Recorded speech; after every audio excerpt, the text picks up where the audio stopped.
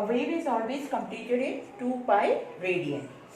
Now, if I draw the second wave in this manner, that is, instead of drawing a crest, I draw a trough. Like this. Now, the face, this is a trough, this is a crest. When you are having a crest, there is a trough here. So, what's the phase difference between the two waves? There is a difference of pi. The phase difference between the two waves here is pi. Phase difference is pi. Okay.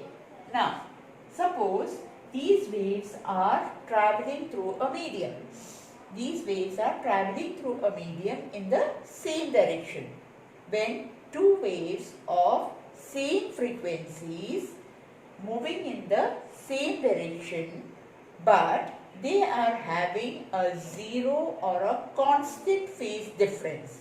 For that, I have already explained what do you mean by zero phase difference. Now, I will tell you what is a constant. What do you mean by a constant phase difference? Now, suppose if the wave is traveling throughout the medium. Now, the phase difference between the two waves is pi. If it remains as pi throughout as it moves, then what is the phase difference? The phase difference between them will remain to be pi. So, now I will tell you what do you mean by interference of waves. For that, there is a condition, that is when two waves of same, I will consider two waves, but what is the condition for that? When two waves of same frequency moving in the same direction, but having a zero or a constant phase difference. Between them, they are superposing each other, they overlap each other. Then at some positions in the region where they are overlapping, there would be maxima and minima generated. This is known as redistribution of energy. That is, there is redistribution of energy taking place.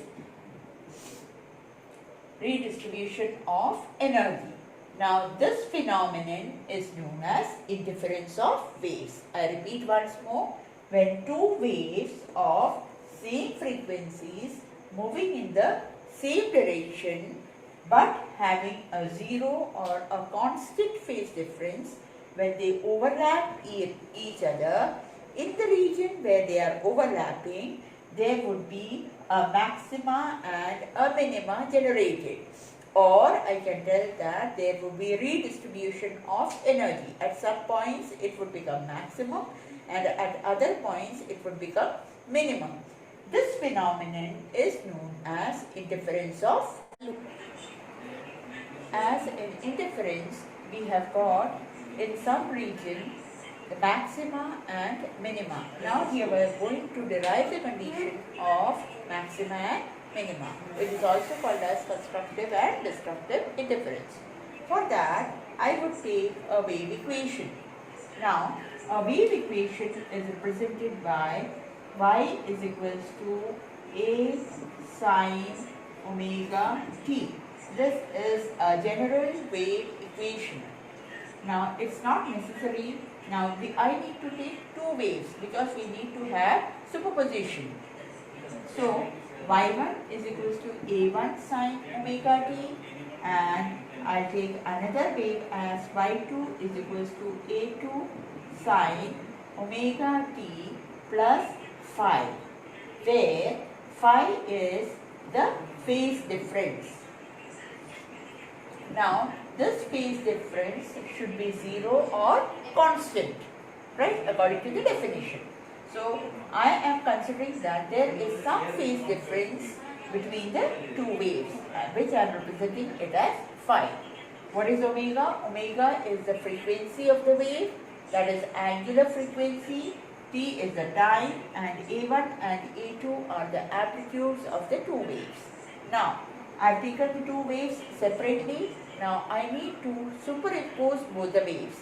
That is, I will apply the superposition principle. So, y is equals to y1 plus y2. As I superimpose, I will get A1 sin omega t plus A2 sin omega t plus phi. Now, in order to add up both the waves, I need to open it up.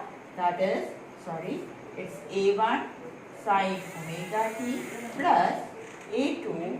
I'll open it this by sin A plus B formula. That is, sin A cos B plus cos A sin B. Cos A sin B.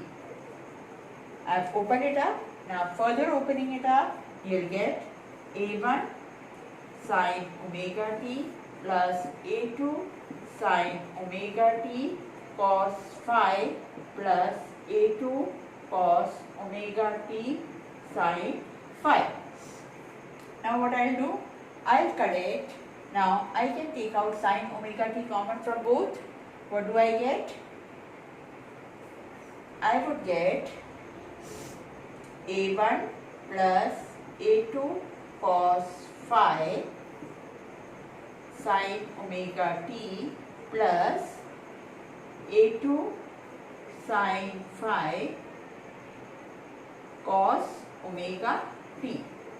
Now, the term where t is involved, it's a time varying term. I cannot take it to be constant.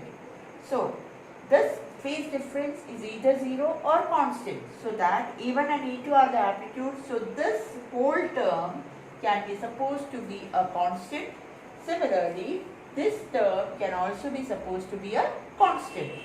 So I am replacing this by a constant. That is, I suppose let A1 plus A2 cos phi is equals to A cos theta.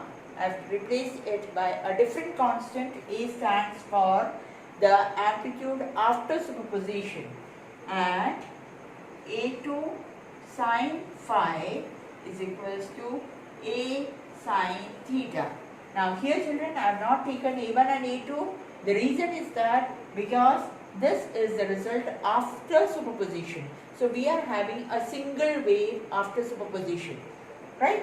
Now, after replacing it, when I replace it back into the equation, I would get A cos theta sin omega t plus A sin theta cos omega t, which I would get again a resultant wave equation. Now, we are going to move with this further. Now, squaring and adding both the equations, that is equation 1 and 2, we get, that is, squaring and adding. Adding 1 and 2. We get A1 plus A2 cos phi the whole square plus A2 square sin square phi is equals to A square cos square theta plus sin square theta. That is, now again opening it up, you get A1 square plus 2A1 A2 cos phi plus A2 square cos square phi plus A2 square sin square phi is equals to A square, as this becomes equals to 1. Now again A1 square plus 2A1 A2 cos phi plus A2 square cos square phi plus sin square phi is equals to A square.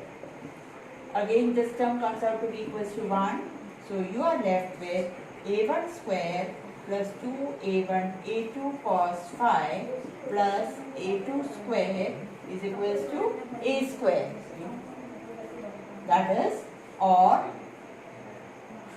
a is equals to under root of a1 square plus a2 square plus 2a1 a2 cos phi.